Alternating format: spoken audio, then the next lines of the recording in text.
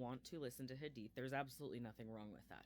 But always keep... Alright, so first of all, if any of this is good or true, it comes from Allah subhanahu wa ta'ala, and if it's incorrect, it comes only from me.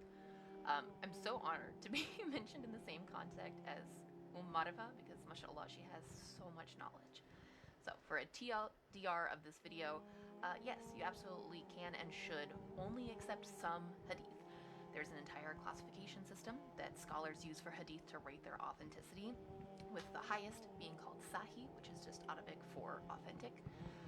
So even classical scholars did not accept every hadith that was ever written down.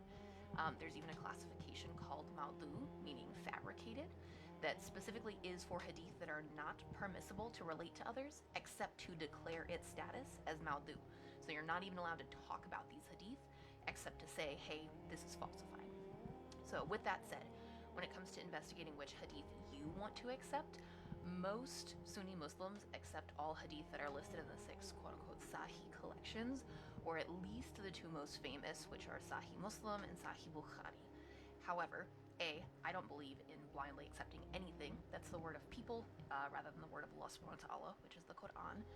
And B, there is a high probability that even the supposedly Sahih books contain falsified hadith because of how hadith were recorded and quote-unquote authenticated in the first place. But to get you started on sifting through these, here is kind of a quick and dirty hadith 101. Essentially, every hadith has 2 components. It's matan and it's isnad. Matan is the content of the hadith, what it's actually saying, and the isnad is the chain of narrators.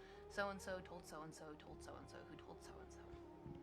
So the matan, the content, tends to be much easier for the average person to examine its authenticity. Like Sage said, does it contradict the Quran? Does it portray an anachronism, like the Prophet ﷺ using a word that wasn't part of the vocabulary of his era, or addressing concepts that didn't exist in his ﷺ time?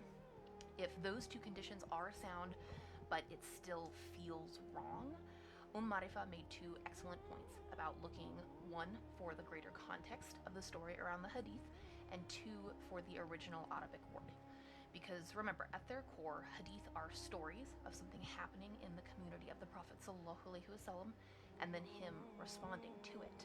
So a good hadith that is more likely to be authentic in the first place and preserved well through the isnad, or the chain of narrators, should have not just the judgment rendered by the Prophet ﷺ about an event, but also the event itself. If it only lists a judgment devoid of all context, you do have good reason to suspect its authenticity. That, you know, whether it was true in the first place, maybe it wasn't preserved well through the chain of narrators. You know, as we've all played the telephone game, things get shortened, things get changed, things get misremembered. And verifying the translation from Arabic to your local language is also important. Translation is an art, not an exact science, and people can and will translate hadith and verses from the Quran in ways that twist their original meaning entirely. So finally, that's matan. Now there's the isnad to consider. And if you're still watching, comment isnad. Thank you for sticking around this long. This is harder for most folks to verify, including myself, because you simply can't drop everything and research every single narrator in every single isnad, because a lot of hadith have multiple isnads, multiple chains of narration.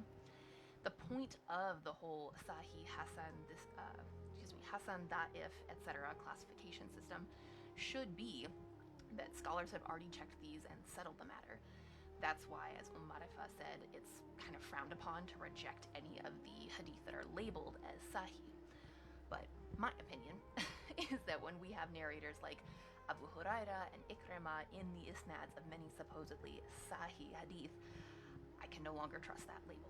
It would be like finding out a large percentage of the milk with a sand-free label actually has sand in it, you know? I would simply stop trusting that sand-free milk label, and I really prefer to drink milk without sand in it. So based on my personal research, I reject any hadith that's been narrated by Abu Huraira or Ikrimah, even if it's labeled as Sahih. And as I continue to study, I might expand that list. You will have to do your own research on which narrators you feel are trustworthy if you decide to delve into the isnad side of hadith criticism, and it does get complicated quickly. So there is so much more to Hadith, but inshallah this will give you enough of a broad overview to get you started. So please leave any questions you have below and I will do my best to answer them. Assalamu alaikum.